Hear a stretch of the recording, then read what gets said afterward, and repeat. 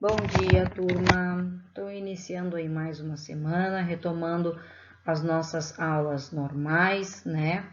Vamos continuar então falando sobre crônica.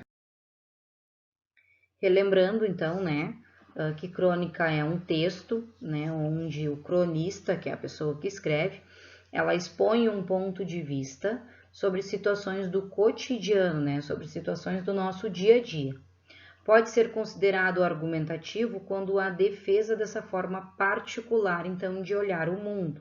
Né? Então, quando a gente expõe uma situação, mas defende o nosso ponto de vista, ok?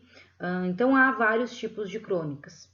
Tá? Algumas são narrativas, ou seja, né, que contam uma história, e outras são mais reflexivas, né, onde elas discutem ideias.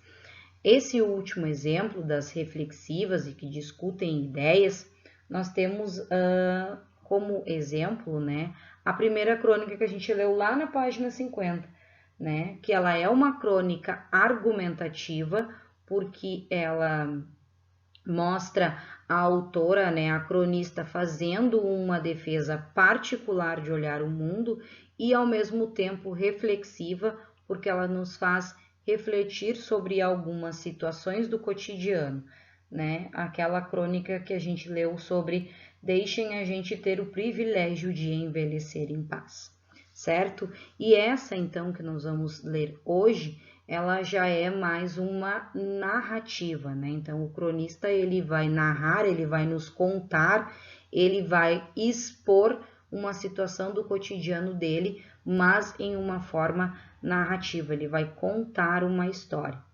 ok? Iniciando então, né, para vocês aí na página 60 e 61, né, onde então o autor Armando Nogueira, né, que é um comentarista esportivo, ele relata um fato do cotidiano dele, né, da infância dele, melhor dizendo, e aí então vocês conseguem perceber que não há uma defesa de ideia, e sim apenas uma narrativa, né, de um fato, de algo que aconteceu no cotidiano dele, da infância dele, né, melhor dizendo, ok? Então, inicialmente eu peço que vocês façam a leitura, né, dessa página 60 e 61, ok?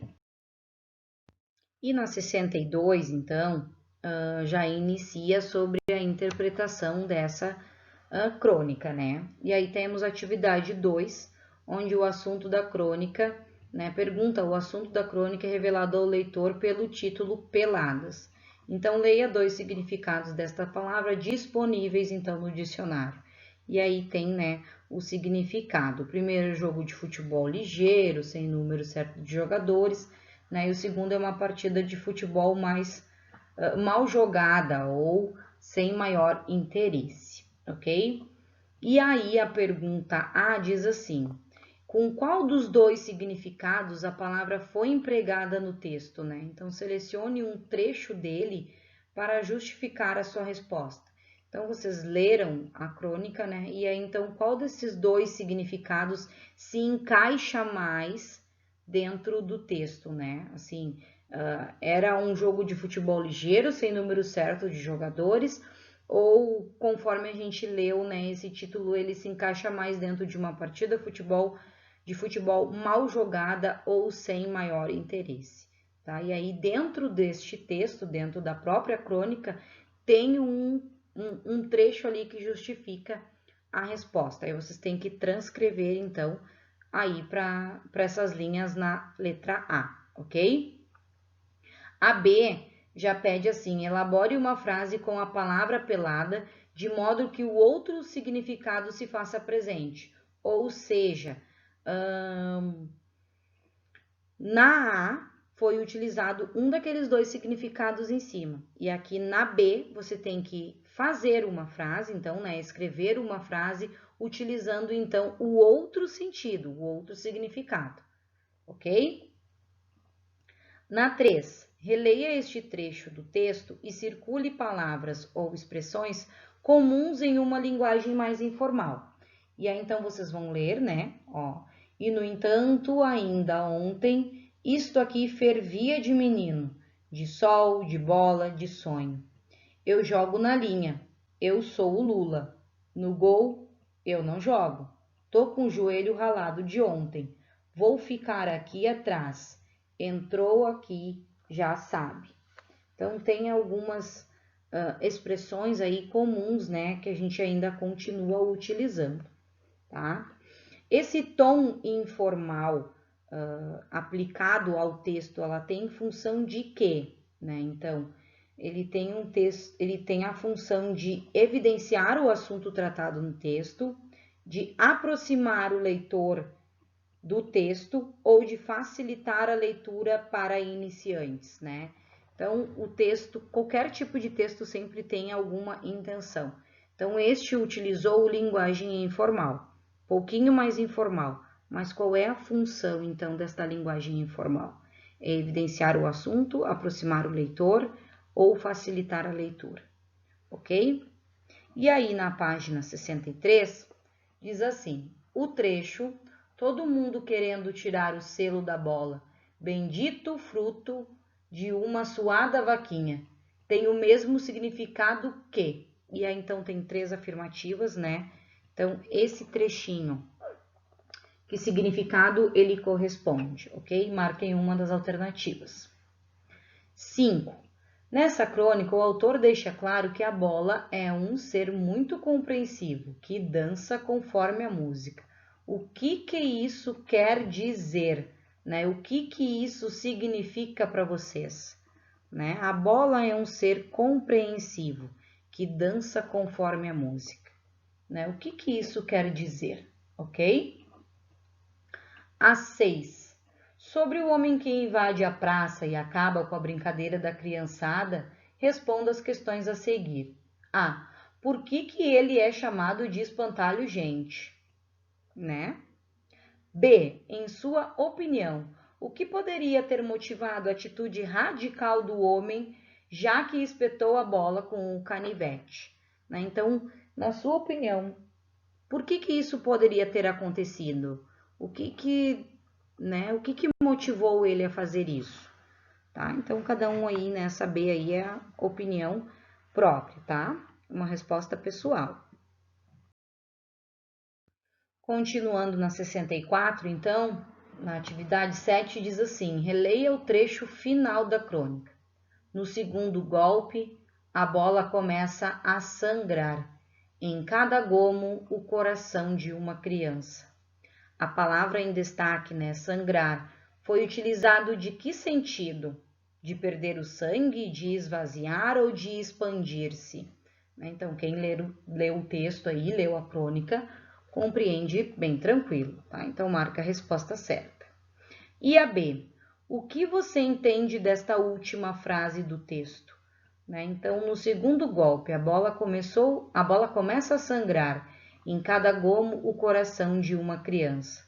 Então, o que vocês percebem desta frase aí? O que ela quer nos dizer, ok? E a 8, então, inicia na página 64 e termina só na 65, é bem grande, né? Ao ler a crônica de Nogueira, então, você entra em contato com os sentimentos de saudade e perda de algo que a alegrava e que era comum do cotidiano das crianças. Jogar bola com os amigos em qualquer espaço da cidade ou do bairro. Como você deve ter notado, o cronista trata de um tema sério, o sentimento de perda e frustração durante a infância, de forma leve, envolvente e poética. Tendo este entendimento e essa percepção em mente, relacione as passagens do texto com os sentimentos do narrador ou o modo de expressar o fato. E aí, então, tem 3 passagens do texto, né? A A, a B e a C. E a gente consegue notar isso porque elas estão entre aspas, ok? E na 65, então, tem ali 3 sentimentos, né, do narrador, ou modo de expressar esses sentimentos, e vocês têm que relacionar, então, essa passagem com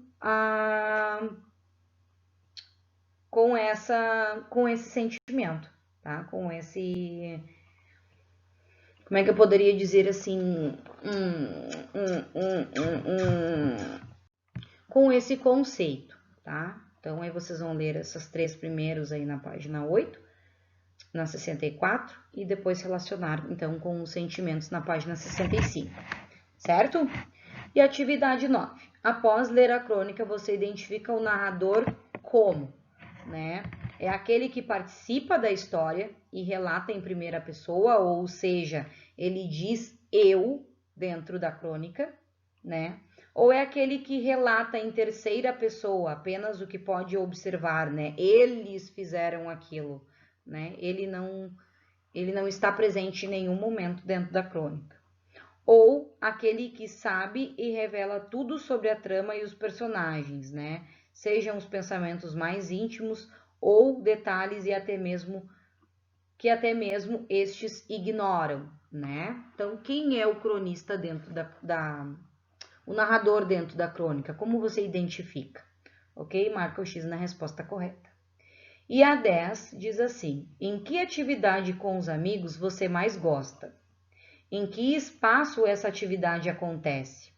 Escreva o início de uma crônica expressando a sua emoção em relação ao convívio com os amigos. Ao lado do texto, faça uma ilustração representando esse sentimento. Então, vocês têm aí, né, no mínimo 5 anos de escola, ok? Alguns entraram este ano, mas mesmo assim já tiveram convívio, né, com os amigos em outras escolas. Vocês também têm amigos, é claro, fora da escola, né, em casa e tudo mais. Então, vocês vão pensar agora, né, e aí em uma atividade que você realizou com os seus amigos, ou que ainda continua realizando, tá? E vão escrever, então, né, aí nessas linhas,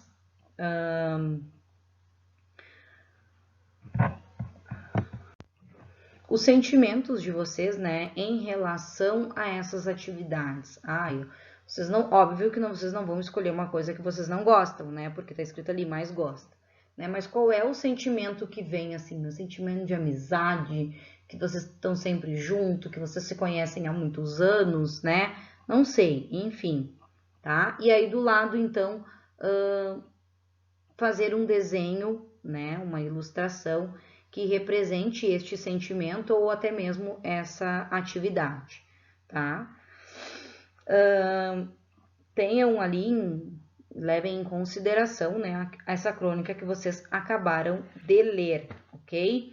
Claro que vocês não vão escrever uma crônica inteira, vocês vão apenas iniciar ali, né, fazer bem um resumo de tudo isso, ok? Porque tem poucas linhas e é só para exercitar um pouquinho, tá? Então, eu quero ver aí a emoção de vocês, certo? Como o livro 2 eu vou demorar um pouquinho a pedir, eu quero a foto dessa atividade, certo? Apenas da atividade 10 até sexta-feira, ok? Combinado? Então, tá bom. Então, boa semana a todos, bons estudos, dúvidas podem chamar a prof, certo? Até amanhã, beijinhos.